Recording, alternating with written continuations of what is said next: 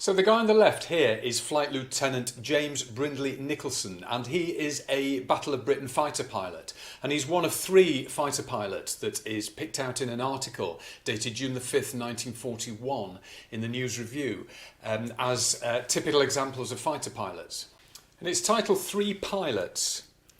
Little has been allowed to trickle past the vigilant wartime censorship about the men of whom Winston Churchill said, "Never was so much owed by so many to so few."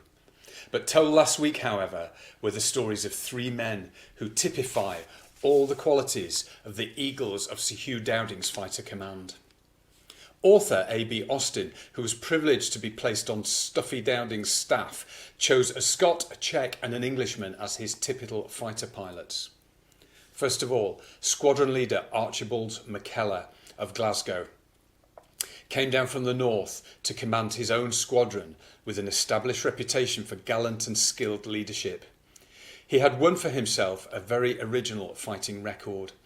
At one blow, he destroyed 3 German machines. In 10 minutes, he shot down 4 Messerschmitts. Then he accumulated 1 enemy aircraft a day for 8 successive days. Fearless, determined McKellar was once leading his squadron number 605 at 15,000 feet over Maidstone when he came up against 17 Henkels escorted by about 70 enemy fighters. These consisted of 12 Messerschmitt 110s and 5 formations of Messerschmitt 109s in stepped up echelon above the bombers. In his logbook, McKellar entered with typical brevity, "So we shot them up head on." In that fight, he brought down 3 Henkels, 1 Messerschmitt. When his score stood at 18 confirmed aircraft, McKellar flew off one morning last October, Messerschmitt month, and met his death in action. And then Sergeant Pilot Joseph crashed by accident after fighting in the skies over 4 countries. Czech Joseph fought in a Polish squadron of the RAF. He was one of the pilots who, when the Germans invaded his country, took off and machine gunned them until his ammunition was spent. To England came Joseph and was posted to the first Polish squadron formed in the fighter command. Before he met his death at the age of 28, the gallant Czech had been awarded the Croix de Guerre, the Virtue Militaire highest Polish award, and had been recommended for the Distinguished Flying Medal. When he was killed, he had a score of 28 planes, a higher figure than could be claimed by any pilot in the fighter command. And then Flight Lieutenant James Brindley Nicholson, last of Austin's trio, won the Victoria Cross. Pilot Nicholson found his destiny over the south coast when he was attacked by a Messerschmitt 110.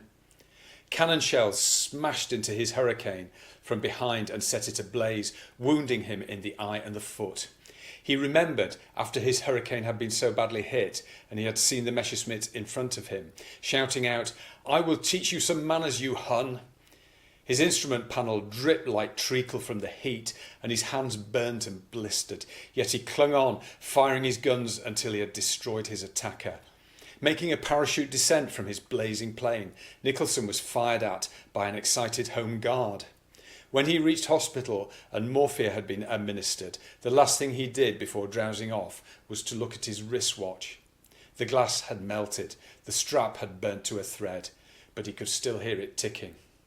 If you like this content, please take a look at my channel, Not History But News. I'm going through a big box full of old newspapers from the 1940s that I found in an attic, and they're full of really interesting things.